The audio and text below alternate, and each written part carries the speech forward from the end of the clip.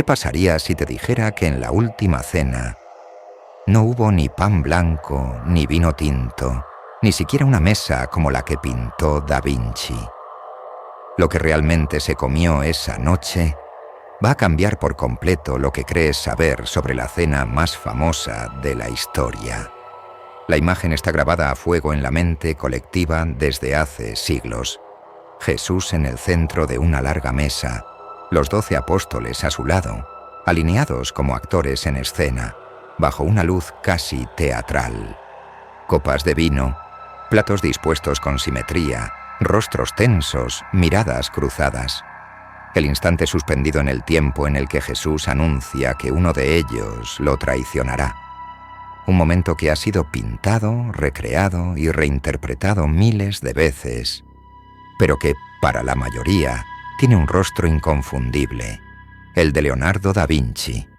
Su mural de la Última Cena, creado entre 1495 y 1498, en el refectorio del convento de Santa Maria delle Grazie en Milán, se convirtió en la imagen definitiva de ese episodio bíblico.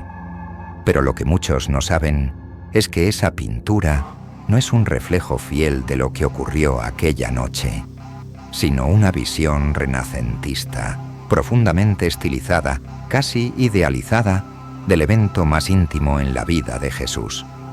Leonardo no intentaba recrear un documento histórico, sino capturar una emoción, una tensión dramática, y para ello colocó a los apóstoles en una mesa larga, al estilo de los banquetes nobles italianos, con vajilla elegante, copas de cristal, manteles bordados y hasta panes redondos y altos, inflados por levadura. Todos esos detalles son ajenos al contexto real de la Palestina del siglo I.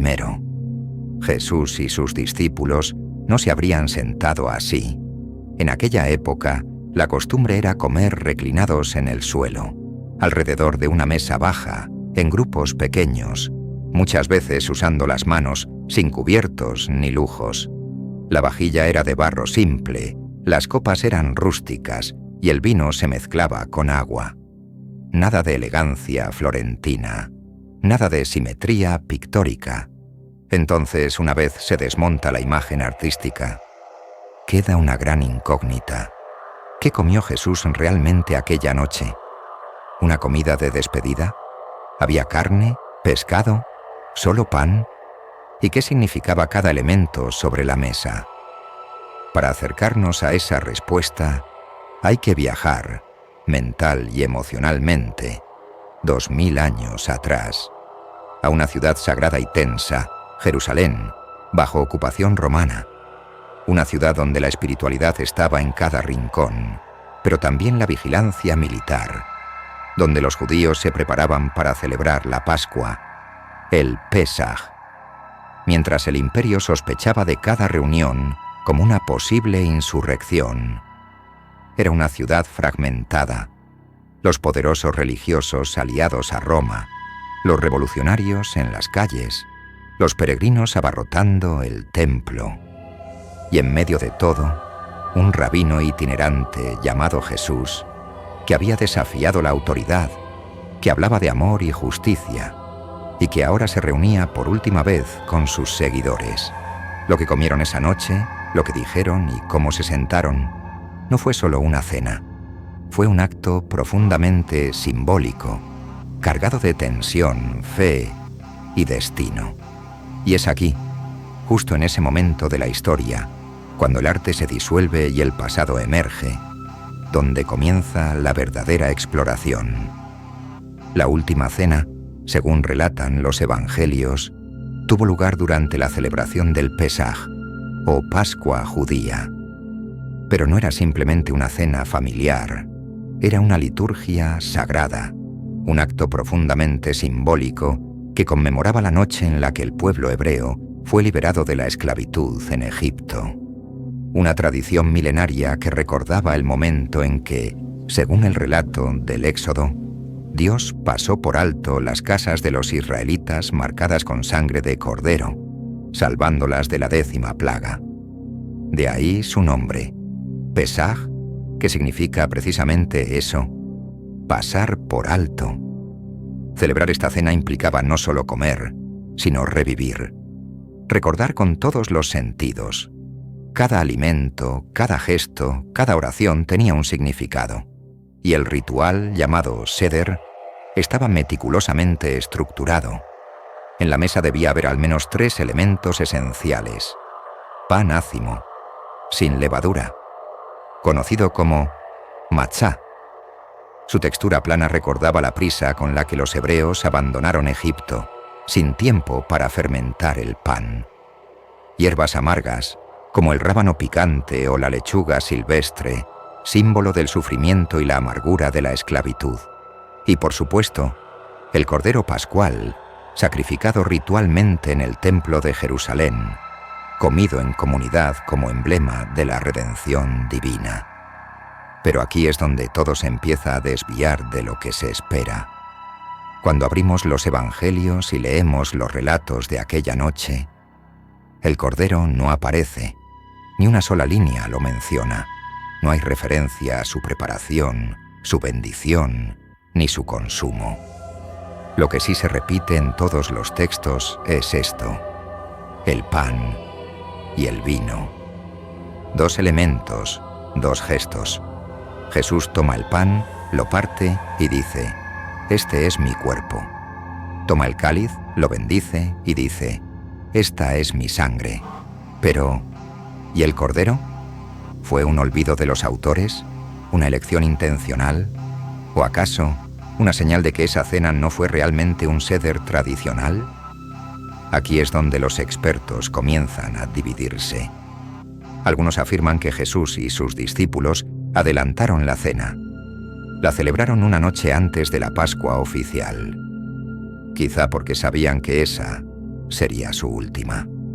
Otros creen que, por las tensiones con los sumos sacerdotes, no tuvieron acceso al templo y por tanto no pudieron obtener un cordero pascual consagrado. Y una tercera línea, más teológica, sostiene que la omisión no fue un error, sino un mensaje. Porque si el cordero era el símbolo central de la redención en el judaísmo, Jesús se estaba presentando a sí mismo como el nuevo cordero. No uno físico, cocinado y comido, sino uno espiritual, entregado en sacrificio por la humanidad entera. El cuerpo ya no era el del animal, era el suyo. Para muchos estudiosos, la ausencia del cordero en los evangelios no es una simple omisión, sino una clave histórica y simbólica.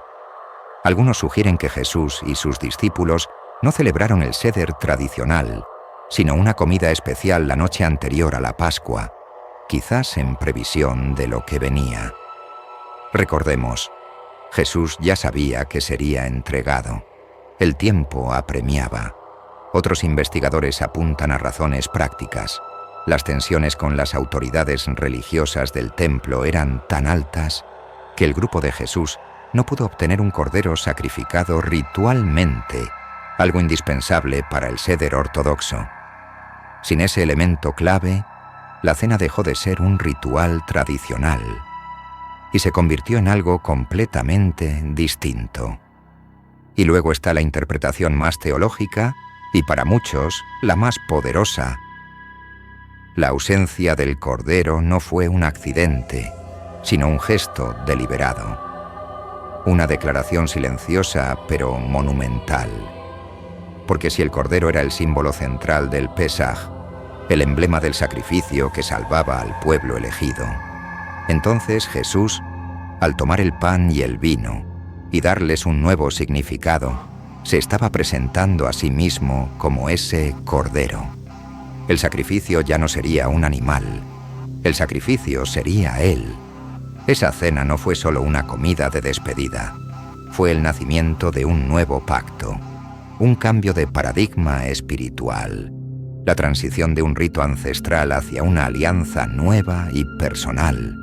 Y esto encaja perfectamente con la forma en que Jesús vivía y enseñaba. A lo largo de los evangelios, lo vemos una y otra vez, rompiendo con las estructuras religiosas rígidas de su época. rechazaba los rituales vacíos, cuestionaba las normas impuestas por los fariseos y hablaba constantemente de una fe basada no en el cumplimiento externo de reglas, sino en la transformación interna del corazón. Desde esa mirada, el centro de la última cena no fue lo que se sirvió, sino lo que se dijo y lo que se significó. El pan partido ya no era solo un alimento, era su cuerpo compartido. El vino ya no era solo una bebida, era su sangre ofrecida, y eso cambió todo. A partir de ese momento, la mesa de la Pascua judía se convirtió en el altar de la Eucaristía cristiana. La última cena dejó de ser una cena más y se transformó en el acto fundacional de la fe cristiana. Pero gracias a la arqueología moderna, podemos dar un paso más allá del símbolo y aproximarnos también a la realidad material de aquella noche.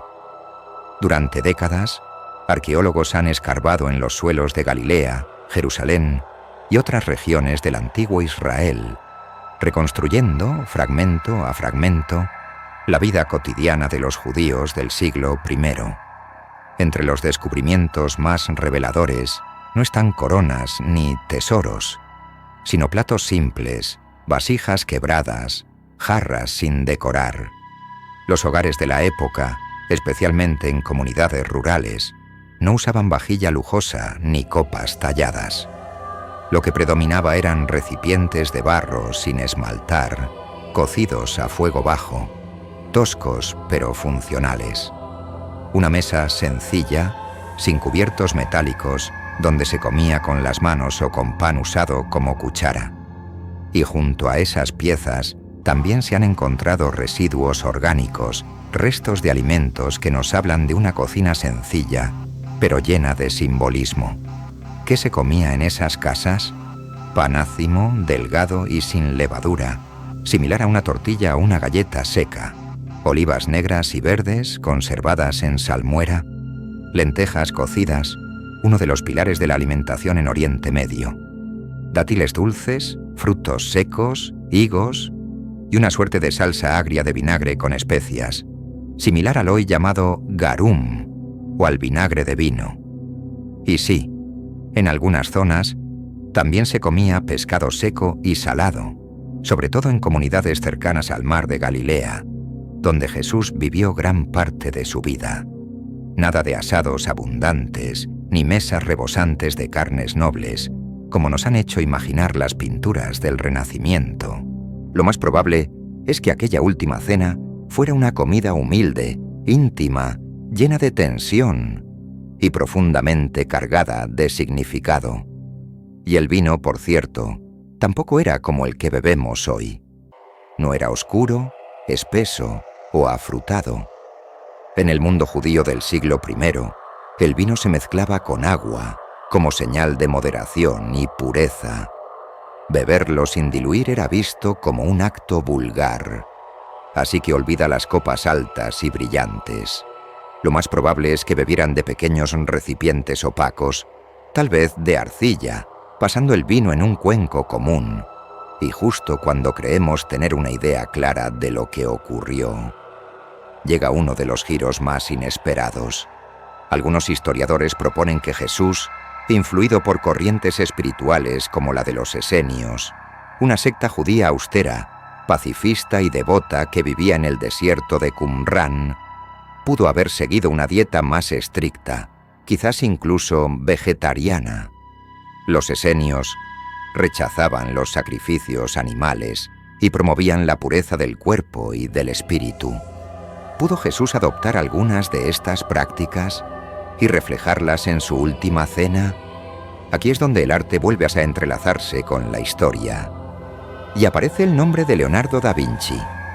En su versión de la última cena, los platos que aparecen en la mesa no son panes planos ni trozos de cordero, sino lo que muchos creen identificar como anguila, acompañada de rodajas de naranja. ¿Anguila? ¿En una cena judía? Totalmente improbable e históricamente incorrecto. Pero Da Vinci era vegetariano y profundamente simbólico. No hay nada casual en sus obras. Tal vez, con ese detalle, Estaba diciendo algo más profundo, que la comida en sí no importaba tanto como el mensaje que se compartía alrededor de ella, que el alimento real no estaba en los platos, sino en las palabras. Y eso nos deja con la reflexión final más poderosa. Quizás lo que realmente ocurrió aquella noche no fue una cena memorable por sus sabores, sino por lo que se dijo, por los silencios, por los gestos, por la ruptura de un ritual antiguo y el nacimiento de algo nuevo.